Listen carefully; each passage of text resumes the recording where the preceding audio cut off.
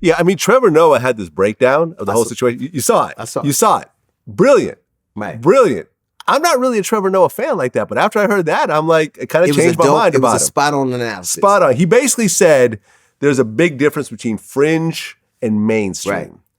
And Joe Rogan had been functioning in the fringe for 13 years. Right. And you could be as big as you want in the fringe. And he almost compared it to like a nudist colony. Right. You could be the rock star of the nudist colony. You know what I mean? You could have your penis swinging around and everyone's giving you a high five and everything else like that. But at the moment that you take that $100 million and you become mainstream, everything changes. It's so funny because people go, he said that all the time. And nobody did think, well, Bill Cosby was drugging bras all the time. Nobody said anything about it. R. Kelly was having sex with little girls all the time. Nobody said anything about it. It is always these delineations of logic that we make. Yeah. You can't tell me that 13 years is so long ago and he did it all this time and nobody said anything about it. And you got a whole documentary of a dude who's been drugging bras so long, he could retire. Like, when you've been drugging bras for 60 years, you could retire from the school system by then. Well, Andrew Yang actually defended him, and he actually said he works with black people. Well, yeah, there's that, but he also said there should be a statute of limitations on racist comments. Okay. Statute of limitations. But there's not a statute of limitations on, okay, the problem with America to me is we make these special dispensations. What I try to be is as clear as possible.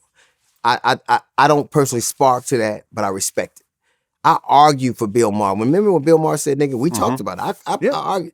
Because I think there's a clear difference between somebody who's creatively using something and somebody else. But either way, I'm prepared for the idea that people may be offended. Either way.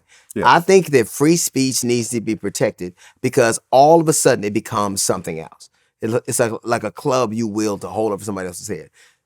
But I also think I hate these fall apologies that you don't really mean, that you know, and these ideas that you don't have to.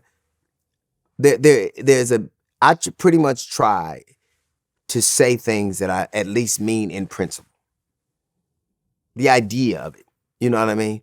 Now, obviously, I live in a world where it's the theater of the mind. I have to let you know how much of it I mean. But elementally, there are things that you say that there's a kernel of truth in. And I will say, I said it before and I'll say it again. Either he meant it or he knew that pretending to mean it would work. Because Spotify didn't hire him because of him, in spite of him saying it. They hired him because he did. His audience is big because nothing's more edgy than a white boy saying nigga. Nothing. Nothing. It means this dude, oh, wow, look how brave he is. And then when they equate, the funniest thing is when they go, well, you say nigga in hip hop all the time. Nigga's been the American lexicon since the early 1700s. Hip hop been around since 1970. What came first, nigga or the Sugar Hill Gang? Like Mark Twain or Big Bang Gang? Right.